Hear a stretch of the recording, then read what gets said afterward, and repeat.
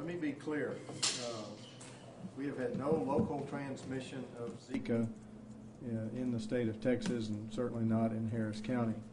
However, since the Aedes aegypti, I never thought I'd know the name Aedes aegypti, but since that mosquito is present in our midst, it's the carrier of Zika, so we always have the potential for an outbreak.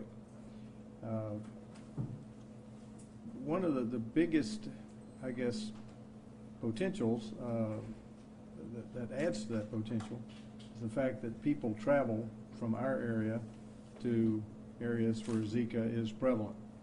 And then if they come back here, and if they happen to be bitten by one of these mosquitoes that is a carrier, and then that mosquito turns around and bites somebody else, then that's how we would end up with an outbreak. It's important to understand the behavior of the Aedes aegypti. They live in relatively clean water near homes. They range only a few hundred feet from where they breed. They are a daytime feeder. They stay near the ground. And as I described, the potential for infecting another human is of a very short duration. So this isn't, it's a very serious disease. I in no way would make light of it. But it's not one that can just blow up on us like a lot of other diseases. Best plan of action for everybody, I'll repeat it. I know we've heard the governor say it, we've heard mayors say it, we've heard everybody around the nation say it. Remove all the breeding sites in and around your house. Make sure that those are clear. When you go out, wear clothing or repellent with DEET. Make sure the repellent has DEET. And certainly if you travel to one of the countries where Zika is present, then make sure that you protect yourself at all times. So having said that, if a case of local transmission does occur, what happens? Well, like any other emergency, Harris County Office of Emergency Management will respond. We will immediately set up an incident command center, just as we do for hurricanes or ice storms or anything else. This would be one of those types of emergencies. We would immediately ask for state assistance, and the state emergency division of emergency management under Chief Kidd would immediately respond, and Chief Kidd was in the meeting yesterday, so it is all lined up. Everybody knows what our jobs are if and when an outbreak of Zika ever occurs.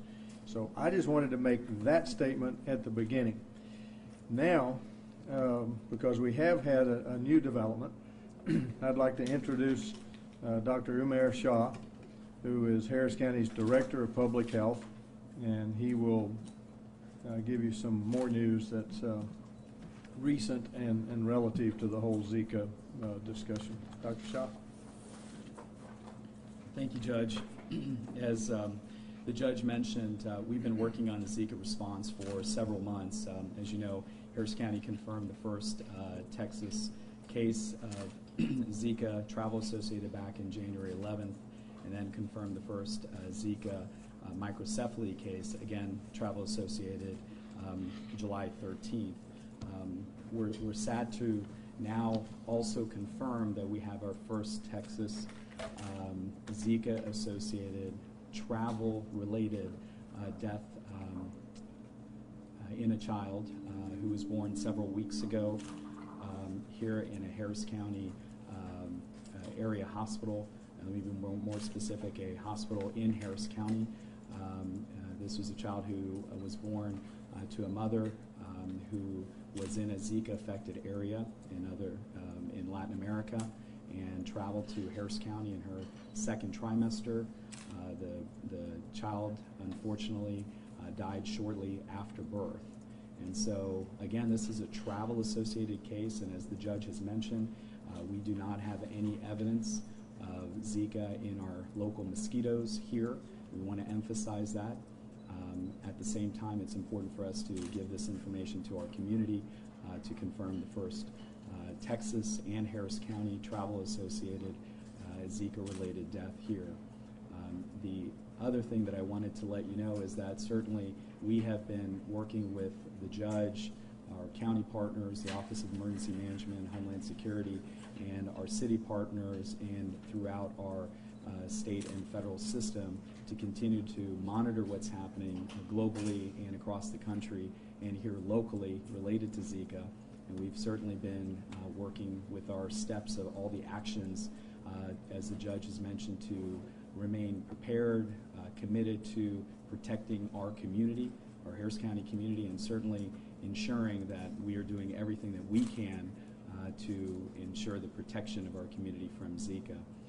The judge has already emphasized, and I think it's worth emphasizing again, that while this is travel associated, there are some everyday things that Harris County residents can do, and those things really very much are related to, excuse me, oh, thank you, related to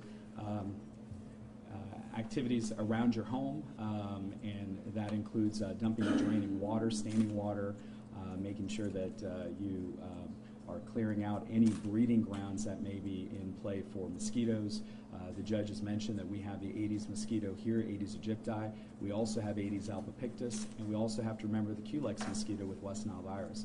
So there are a number of different challenges that we have related to mosquito prevention here in Harris County because of our climate, because of international travel, and because we have pockets of places where breeding grounds of mosquitoes are there, and we all have a community responsibility to work towards those prevention efforts. The other thing that I think is really critical is mosquito repellent, and it's really important to ensure that Harris County residents are protecting themselves, their families, their kids with mosquito repellent.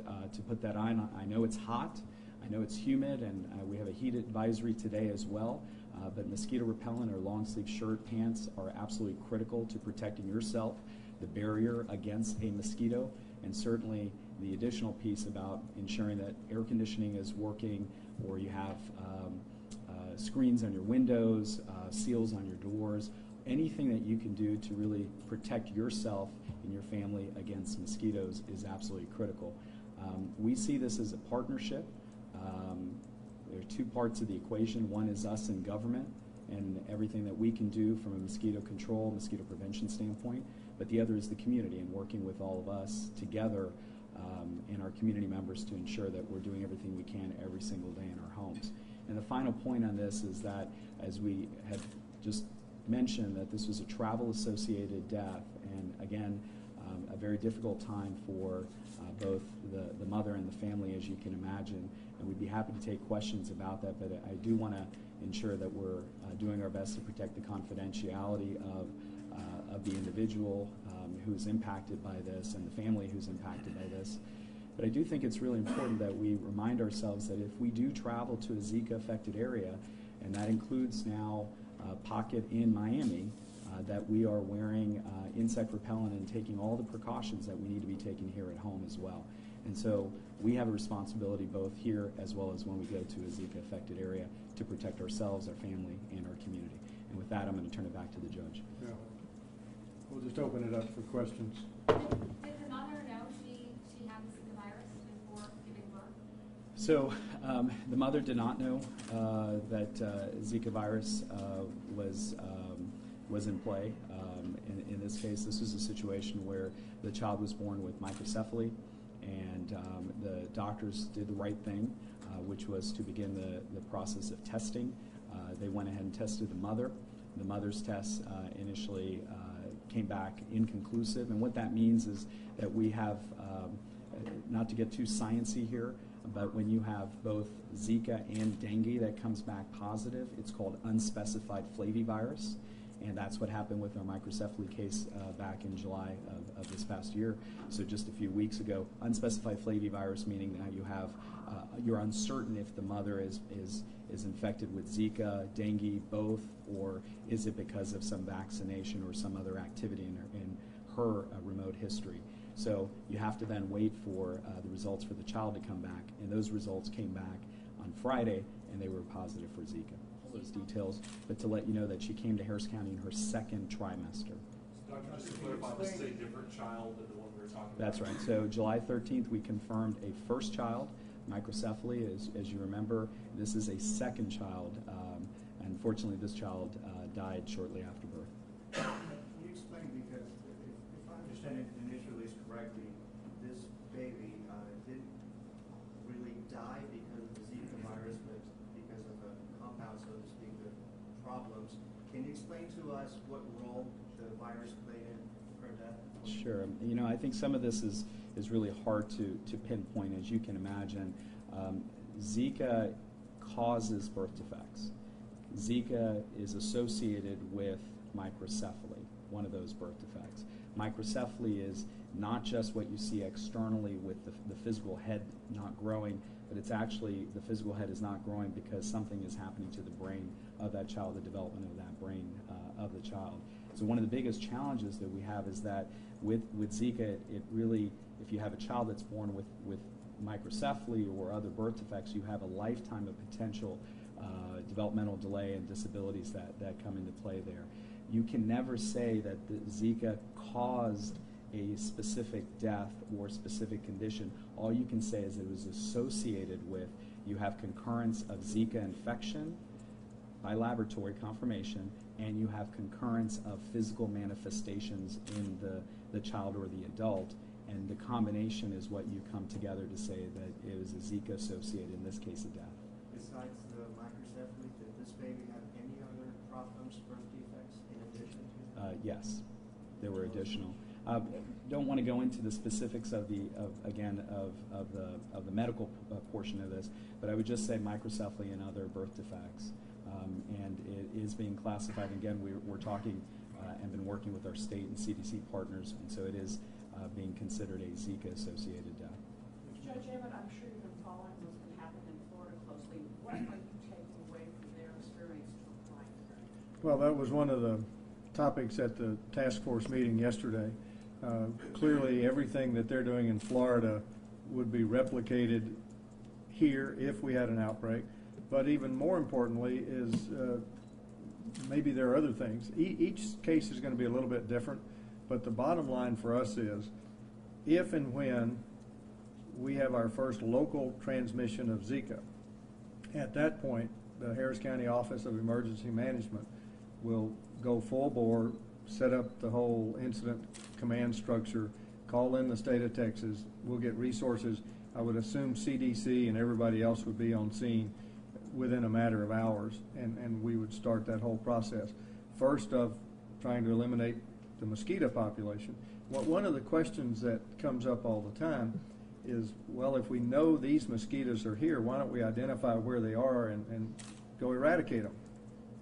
They're over too broad of an area, and so we have to wait, and hopefully we don't have a local transmission. But if we do, all the resources of all levels of government would be turned to it and be treated like any other emergency. What day did this baby die on? So this baby died several weeks ago. Yeah. And the confirmation came back on Friday. On Friday. Yeah.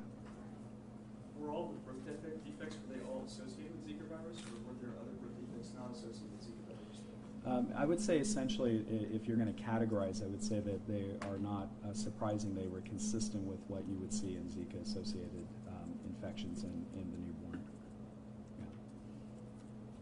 Judge, we've heard from the mayor about a lot of the challenges that he's having in getting both state and federal funding. Can you talk about what you all are running into and why some of those challenges are there? Well, of course, we've all read about Congress and the funding and pointing fingers.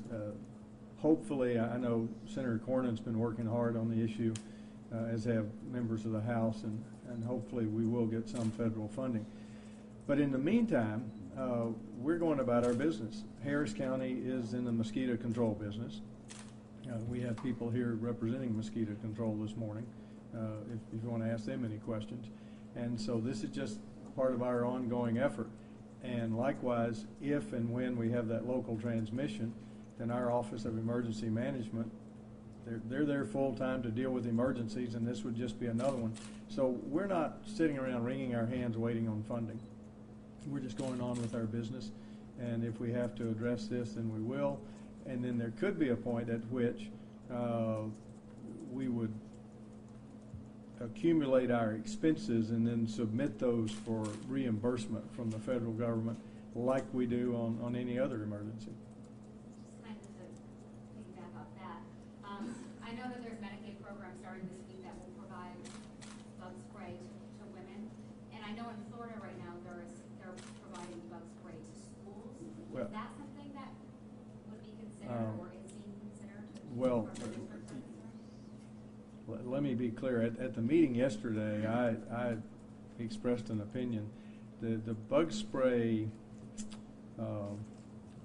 program in Texas is for those covered by Medicaid. They can get bug spray for free if they get a doctor's prescription. That doesn't seem to me to be the most efficient way to get bug spray out to people. I don't know how many folks who are covered by Medicaid are going to take the time to go see or call their doctor and say, can you give me a prescription for off? So I'm working with the state and county officials. I want to find a way to get bug spray out to people that need it. And I'm sure we can work with some of corporate partners and private partners and make that happen in a more efficient way than people having to call their doctor. And again, that only covers people who are covered by Medicaid in Texas. So we need to get bug spray out. And while I'm talking about community effort, we have so many groups. I mean, where you're talking about scouts or faith-based groups or CERT teams who could take on the project of going out and assisting people in clearing the breeding sites from their yards. So if we can do that and we can put together an operation to get bug spray out, then again, that's one of those things we just need to step up and do it, and not because Medicaid rules say that you can only do it with a prescription. Well, I can't say it often. How many people are going to go to get a prescription for bug spray? I mean, so I think the more realistic way is to find corporate partners and make it happen. Judge mentioned earlier that this isn't a disease that was blow up. Can you describe again why that is and sort of what's in place to stop that from happening? Well, let me let Dr. Shaw explain that, because it's a very tight timeline from when the mosquito bites somebody who's infected. The virus only lives for a certain period of time. So, sure. And thanks for that question. So, really, as the judge mentioned earlier, this is one of the challenges that we have with Zika is really not the virus itself as much as it's the type of mosquito that's actually, it's the behavior of that mosquito that's been the challenge. And so this is a mosquito that largely is out during the day. As the judge mentioned, this stays low to the ground, oftentimes bites you in your feet, your legs. And this is a mosquito that likes to take multiple meals. And so it loves humans, and so if there's a dog or cat nearby, it'll actually stay away from them and go for the human being. And it's over the millions of years has adapted to be the urban mosquito, and oftentimes it's called the cockroach of mosquitoes because it's all around and it loves to sort of wake up in the morning and guess what? It sees a human being and starts to bite. The challenge is that it does multiple bites, and so it could bite myself, the judge, 4 or 5 or 6 other people as it's taking its blood meal. But if it has Zika virus, and again we want to emphasize that we have no evidence that our mosquitoes have Zika virus now, that what would and could happen is that it could infect one individual and then take a blood meal and continue to infect 3 or 4 or 5 or 6 different. The virus doesn't live very long. And the virus doesn't live very long, and so you're talking about several days. So we're talking about a week before you have. So you have to have this perfect recipe of somebody who has Zika virus in their blood, in their body, that they are infected or in their blood, and a mosquito bites them within that 7-day period of time where it's still enough Zika virus in the blood, and now the female mosquito that does the biting is able to now infect others. And that's the reason that we are so watchful of Zika, is that it's not the challenge of just one mosquito bite and really looking at this as being one mosquito bite and you're done, as the West Nile virus mosquito is the Culex mosquito at night. This is a multiple biter during the day, and that becomes a significant challenge. Could you give us any updates Sure. regarding potential vaccine against? Sure. As you know, that the National Institutes of Health and NIH have been working on vaccine development. There have been some talk about trials. We're really looking at 2017, at the latter part of 2017, to have the human, even the trials out, and really most likely is 2018. So the key message is that the vaccine right now is not a silver bullet because it's 1 or 2 years away. But there are everyday things that we can do in our backyards and our mosquito repellent and doing all the things that we can to protect ourselves today. Judge, I just wanted to make one last point here, which is that this is our 17th case of travel-associated Zika here in Harris County. When you add in the city of Houston cases, there are 28 cases in Harris County. There are 97 cases of, again, travel-associated in Texas. 2 are in Galveston and 4 are in Fort Bend. So we have in our community probably close to a quarter to a third of the cases in the state of Texas. Combining the county and the city, how many? 28. County and city, 28. So let me, I want to go back to the bug spray for a minute too, but before I do, on a travel-related case, for example, if the virus only lives 7 days, if a person gets bitten in Latin America and then they come back home 4 days later, then that virus is only going to be there for another 3 days, and then they would have to be bitten by an Aedes aegypti mosquito here and then transmit it to somebody else. So that's why it's kind of hard to move. The Medicaid repellent, since that is a program and since it is approved by Medicaid, we are urging people to, if you're Medicaid eligible, to get a prescription if that's helpful. And one of the things, and I'm looking at Peggy right now, one of the things we talked about yesterday in the task force is finding a way for the neighborhood clinics to give prescriptions out rather than just the one-on-one. Make it a little bit easier for all the people who go to the neighborhood clinics to have a blanket prescription, if you will. And Dr. Hellerstadt and the folks at the state are checking to see if that's possible under all kinds of various rules and regulations. Does it have to be a doctor-patient relationship, or can one doctor write a prescription that then can be given out? Because our purpose is to get repellent out to everybody, as many people as possible. Anything else? One. You mentioned that it's sort of like an extensive area where these mosquitoes are, you can't eradicate them all, but have y'all done anything to step up spraying, step up? Absolutely. So I think we have to just remind ourselves that we are in mosquito season and we are in Harris County, and so we have mosquitoes that are here every year. And eradication is not really our the achievement goal. The goal is really to prevent people from getting bitten, especially by those mosquitoes that may be carrying disease. In this case, it's Zika, but we also want to remind our Harris County residents that there are a number of diseases that can be carried by mosquitoes, including chikungunya, West Nile virus, St. Louis encephalitis, and obviously Zika. And so we have actually stepped up our efforts both on the surveillance and trapping side. We've brought in new traps, more traps to not just step up the efforts that we do all along around mosquitoes, but specifically around the Aedes mosquito. So we've increased the number of traps that are specifically targeted to the Aedes mosquito population. And then in addition to that, we've increased our efforts to go out in the community as well, whether that means spraying or whether that means outreach into the community, whether that means looking at places that may be breeding grounds for mosquitoes.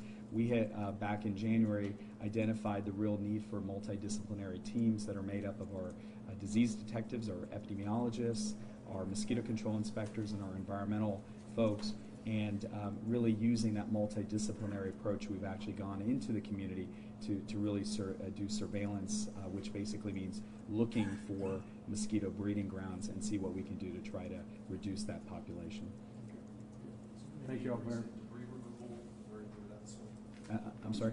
Has there been any kind of increase in debris removal or that sort of So as you know, the City of Houston has stepped up its efforts, and we really applaud those efforts to increase the debris removal and those kinds of activities. We've been working with our county partners on different activities that we can do outside of the City of Houston. But we also have to remind ourselves, again, this is partnership, government working with community, and we've got to do it together. We can't do it alone. It's got to be not an either or, but an and.